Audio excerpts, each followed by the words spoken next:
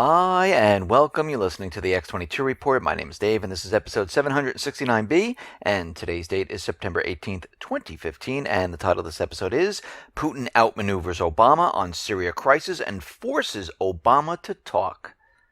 Let's get right into the economic collapse geopolitical news. Now, out in Japan, they have passed the legislation. Japan has the ability to bring military troops overseas anywhere they want now. And this is something that was banned for 70 years since World War II. And we can see when we looked at the parliament and we looked at the people protesting, the people did not want this whatsoever. But they pushed it hard. It's been going on for years right now. We reported it from the beginning, and now it is law. And Japan has the ability to be an aggressor. We see out in Ukraine, Kiev is really not sticking to the Minsk II ceasefire agreement. Not really a surprise. They're going through the motions. They're saying, yes, we are doing this. But they're changing it around to fit their agenda. Russia is accusing Ukraine for further distorting the Minsk ceasefire agreement. And we have to remember, they were supposed to decentralize the government. They were supposed to recognize the Donetsk and Lugansk regions, adopting permanent legislation establishing special status and self-rule. But they haven't done this whatsoever. Still, because they're stalling and they're waiting. The OSCE is extending their time in Ukraine up until December, maybe a little bit into January. And they're going to keep the OSCE on the border of Russia and Ukraine. And remember, after 2015, the Minsk II expires.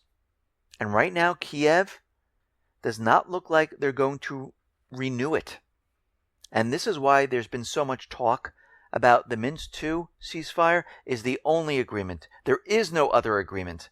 This is the only one that can work. And if it doesn't, well, looks like it's back to war. And we can see we're heading down that road. We see the leader of the Ukraine's far-right radical party, Oleg Lyshenko, has demanded Poroshenko be impeached for his crimes and attempts to build a dictatorship. So we're already hearing calls to get rid of Poroshenko because he's not doing what the central bankers want. And what they want is the southeastern region and Crimea. They want war. And he's not doing it. So sooner or later, if he doesn't start war by the end of the year, we might see Poroshenko removed one way or another.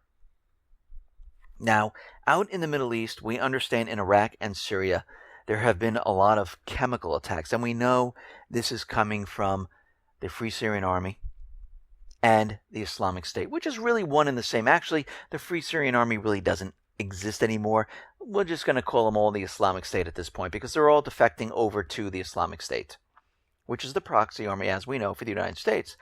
And we understand in both of these countries, they have been using chemical attacks on the people of Iraq and on the people of Syria. And of course, it's always turned around in Syria to be blamed on Assad, but we know Assad is not doing this because it always turns out that the Islamic State has all of the weaponry, has all the chemicals, and it turns out that they've been using it.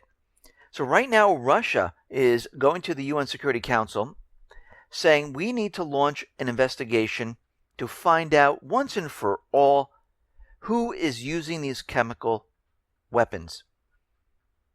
And Moscow has prepared a UN Security Council resolution in regard to expanding the Organization for the Prohibition of Chemical Weapons on Iraq and Syria to investigate these things.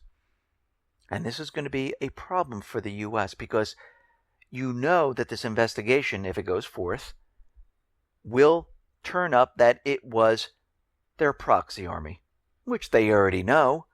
And before this even happens, they're going to have to start war. And this is where we are headed. Now, we know the U.S. government has been covertly supplying the Syrian rebels, the Free Syrian Army, the Islamic State, with weapons. And it seems that under an investigation by BuzzFeed's Aram Roston has revealed something very interesting, that Washington authorized a small Delaware-based arms contractor to purchase weapons from Europe's last dictatorship to arm U.S.-trained rebels in the fight against Syrian President Assad. And it didn't end well. So the investigation by BuzzFeed reveals that Purple Shovel LLC, founded in 2010 by former counterintelligence officer Benjamin Worrell, was paid $50 million by the Special Ops Command, SOCOM, in December to provide the U.S.-trained new Syrian force with foreign weapons and ammunition. These weapons included 700 Russian-designed Konkurs missiles, which are only readily available in Belarus, a country ruled by a dictator, Alexander Lukashenko, with multiple human rights violations that is generally off-limits to arms dealers.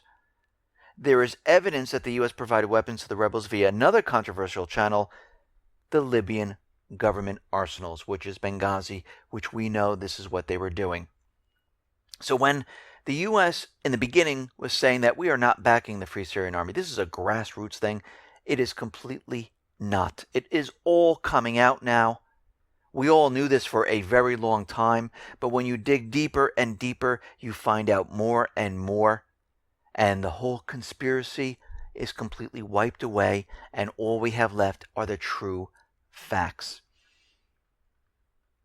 Lavrov is out there saying that the U.S.-led anti-Islamic State coalition is completely flawed. And he slammed the U.S.-led international coalition and said that this makes no sense whatsoever, that they're not joining up with Russia or Assad to fight a common enemy. There is no reason, he says, for the refusal. And we haven't heard a reason. You know why? Because they can't come up with one. But we see Obama has folded. Putin outmaneuvered him. Because when Russia comes out and said, listen, we would like to join in with the coalition, Assad will help get rid of the Islamic State in his country. This is why you're here, right? This is what you're doing, right? And basically, this backed the U.S. into a corner. Because what do you say? No, this is not what we're really doing. We're really going after Assad. This is our proxy army. They can't announce this to the world. And Putin right now forced the United States to talk to him, to talk to Russia. So the chess player outmaneuvered the poker player. He called the bluff. And right now, what are we seeing? Well, this is going to end up in one or two ways here. It's either Russia's going to join the coalition and get rid of the Islamic State. That means the United States would have to leave Syria. Well, that would make no sense. They didn't spend all this time building this up just to leave. Obama might talk to Putin, or John Kerry might talk to Putin, and say, we're going forward anyhow, and if this means war, it means war. And I wouldn't be surprised if they try to create an event for something to happen, to give a reason why they need to continue this. Give them a reason why they can't join up with Russia. Because all they have to do is maybe use some type of false flag to say Russia attacked the U.S. because they didn't want us in Syria. I mean, they can come up with pretty much anything at this point. But when you back the U.S. government, central bankers into a corner, they're going to come out swinging with something horrific because they have nothing left. And we're going to have to see how this plays out. And we're going to have to see if Putin can calm the situation down. He's done this many, many times before. And we'll see what the next move is. But we see already that they're planning on creating safe zones for the refugees. Austria's foreign minister is saying, you know something? In order to protect the civilians on the ground, we need to establish refugee safe zones in Syria. So the plan of amassing a huge amount of refugees, a lot of them are not even Syrian. They just took whoever placed them in Turkey over the years and then just released them. And a lot of them are not even Syrian. They made them go into Europe, so Europe would say, okay, we need help here. We need to create a safe zone. This is the plan. This way, they can carve out portions of Syria, and it will be under UN or /US control. This is the plan right now. And they're moving forward with this. And they're looking to make a UN mandate. So this way they can say, the whole eastern section of Syria, this will be for the refugees. Assad is not allowed to go into this area. It's not part of his country anymore. And of course, there'll be U.S. troops to protect the refugees. There'll be UN troops to protect the refugees. And you can see how they're playing this out. Now, Russia, on the other hand, they're going to be setting up their own internal refugee camps under the control of the Syrian government. So he is now saying, listen, we're going to set up our own camps. They can come here and it'll be under the control of the government. So we're going to have to watch this very carefully because we are one mistake away from the big boom, World War III. And we're going to have to watch to see how this turns out. Now, Russia says they are ready to bring in troops if Assad asks Russia, we need your help. If they say yes, bring in the troops. We need ground troops. We need more tanks. We need planes. Russia will say, okay, we're ready to help at a moment's notice. So we can see where this is all headed at this point. Now, if we look at it from the U.S. side, they kind of want this to happen. They'd rather prop the system up, take out Assad, and put in a puppet government to keep the system running. But if it's war, they have no problem starting a war with Russia because they knew this eventually was going to be the outcome. So here we are at the edge of World War III. Can Putin once again calm the situation down? We're going to have to watch and see. Because every time we see something happen, it gets worse and worse. And everyone that thinks like, oh, if Putin calms us down, the central bankers, the U.S. government will just say, okay, you know what? We're done. We're not going after Assad. No, they they will never stop. They are going to continually do this until they get their way. Remember, the economy is not going to improve. If they can't get into Syria and they can't reestablish the puppet governments in all these countries, that's it. The petrodollar is done. The economy is done. It's blamed on the central bankers. So we can see right now that all these private Western central bank countries are planning for an event. I mean, right now, MI5 out of the UK, they are saying they are screening more than 3,000 domestic Islamic extremists willing to conduct attacks in the UK. So they're going to introduce sweeping new snooping powers. So what basically they're doing right now is saying they're following 3,000 people and an event can occur at any moment.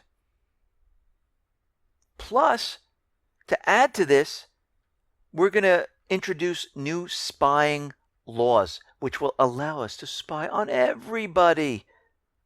Remember, it's not always one agenda. There are multiple agendas. So they're saying that British men, women, some are in their teens. They're all being radicalized on the internet. And this gives us permission to go ahead and spy on everyone. So we can see at this point in time, they're setting all of this up. They're getting ready for the main event. There's no way out of this. Can they stretch it along for a little while longer? Yes, of course they can.